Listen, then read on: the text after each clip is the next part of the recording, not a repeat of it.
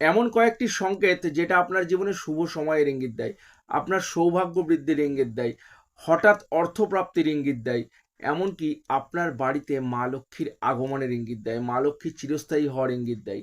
তো এই সংকেতগুলি কি কি? প্রথমটি হলো, হঠাৎ করেই বাড়িতে পায়রা কিংবা কোকিল বা প্যাঁচার আগমন হওয়া বা প্যাঁচার ডাক শুনতে পাওয়া অত্যন্ত শুভ লক্ষণ।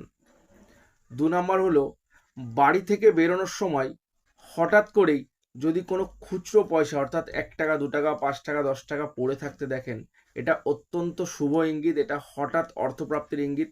তো কখনো এরকম টাকা পয়সা পেলে সেটা বাড়িতে নিয়ে আসুন, গঙ্গা জল দিয়ে ভালো করে ধুয়ে শোধন করে একটি লাল কাপড়ে মুড়ে ঠাকুরের স্থানে রেখে দিন।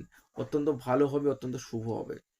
৩ নম্বরটি হলো, তুলসী গাছে টিকটিকির আগমন বা তুলসী গাছের মধ্যে টিকটিকি দেখতে পাওয়া অত্যন্ত শুভ একটি লক্ষণ। এটা কিন্তু মা লক্ষ্মীর আগমনের ইঙ্গিত দেয়। এবং ৪ নম্বর, বাড়ি থেকে কোনো শুভ কাজে বেরোনোর সময় যদি অরিজিনাল হিজড়া বা কিন্নারের দেখা পাওয়া যায়, আপনি যে কাজে যাচ্ছেন সে কাজ কিন্তু সফল হবেই হবে, আপনি নিশ্চিত রূপে জেনে রাখুন। এবং আপনার শুভ সময় আসতে চলেছে, এটা কিন্তু ইঙ্গিত দিচ্ছে।